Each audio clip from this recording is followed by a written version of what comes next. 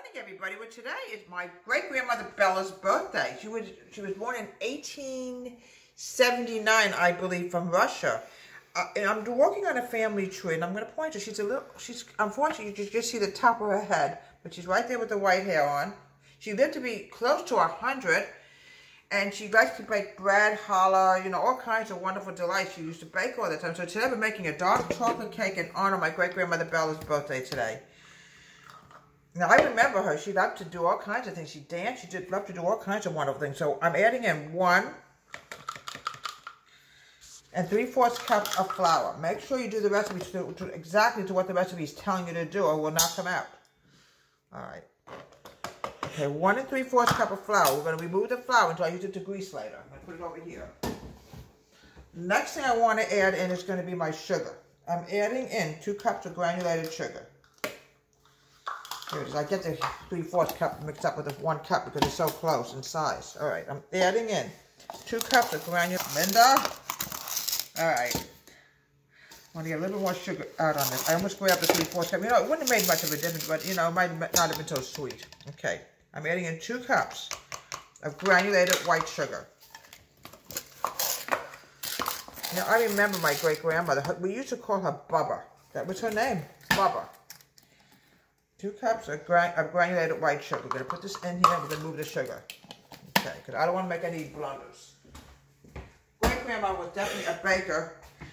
I know she used to make challah bread. I'm trying to remember what else. All kinds of wonderful delights she used to make. Now, I'm going to add in 3/4 cup of dark chocolate. It has to be dark chocolate. This is a dark chocolate cake. If you want to, folks, if you have any coffee in the house, you can always add a little bit of coffee. I'm trying to get this all out as much as we can. There we go. 3/4 cup of dark chocolate. This is dark chocolate, folks. It's delicious. And you can add a little bit of coffee in if you want, but not necessary. Here we go.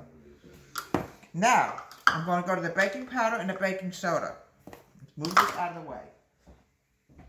I'm adding in 1 1/2 teaspoons of each. Baking soda and baking powder. All right. Make sure we have it all here ready to go. Baking powder. 1. I'm going to make sure we have it right because we don't like it's the same thing for both. 1.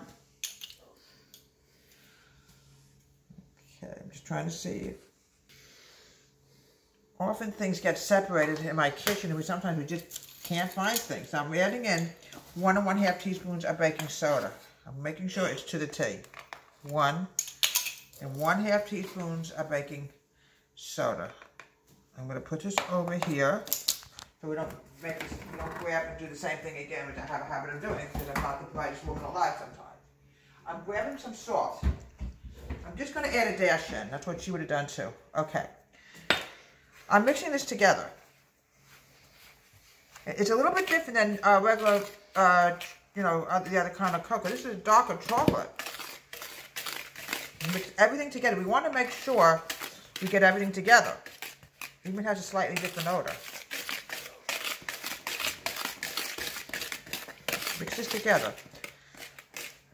And keep this in mind, when great-grandma Bubba used to bake, we had no modern conveniences like an electric mixer. She did everything by hand, like this, arm movement.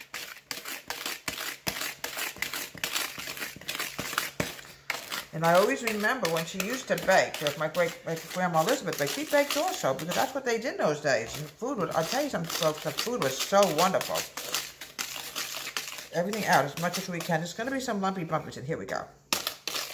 This is darker chocolate, so you will see some little bumps here and there, but it's okay. Okay, we're going to move this over here. Now we're going to start with the wet. I want to add in, let me see what we have here. I'm trying to remember what you did. 1 cup of milk.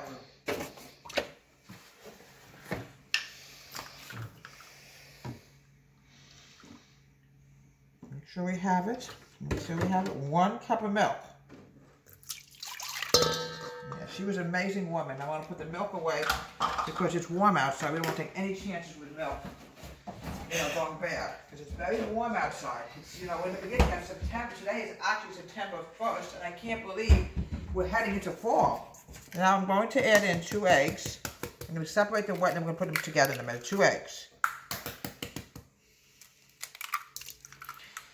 I throw this out. Now I'm going to add in my oil. All right, I'm going to add in a 1/2 cup of oil. This is oil based. Make sure it's right to the tail or it will not come out. Here we go.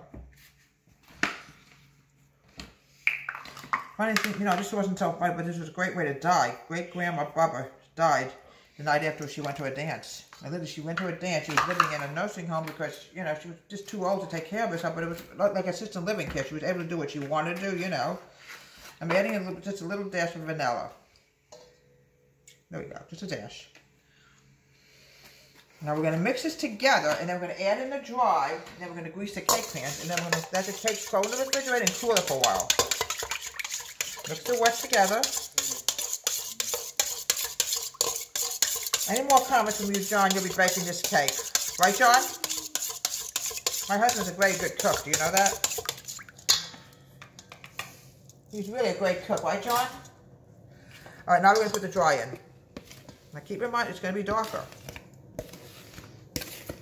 You don't need a mix master with this. All you do is use a lot of arm movement and mix this together. I'm going to add in some water in a minute because, as you can see, it's extremely dry right now. And we don't want a dry cake. Now, see how dark this is becoming?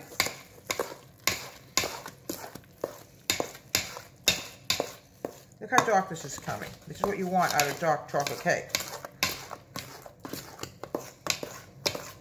Or arm movement, that's what she did. Okay. It's going to be a little loose. I'm going to add in some water. Just put in as much as you feel comfortable with. I would say about a 1/2 cup. Here we go. It's too moist. We don't want to go any further than this. It's going to be loose. And this is more than enough water. You can see that. And I've got to mix this together. There we go. Oh, I don't know how she did it, folks. My arm is killing me. Okay. This is perfect batter. See how good this is? Okay.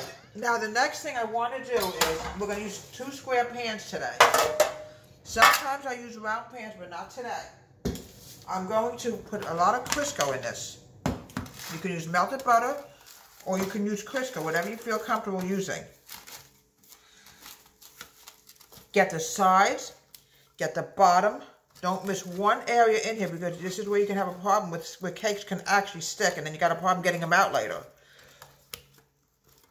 Okay. We'll do the other one now. Sides. Bottom. Tons of it because it'll come out very easy. You cannot get the cake out unless you have enough grease in there so it, you know, so it doesn't stick. I don't want any stickage with this. The one problem I sometimes have is getting it out. It has a habit of sticking. Okay, we'll get that in a minute. Okay, more than enough Crisco. Now, the next thing I want to do is wash my hands. And what we're going to do now is I want to chill it for a while in the refrigerator. Okay. On my hands, I'm going to grab the flour.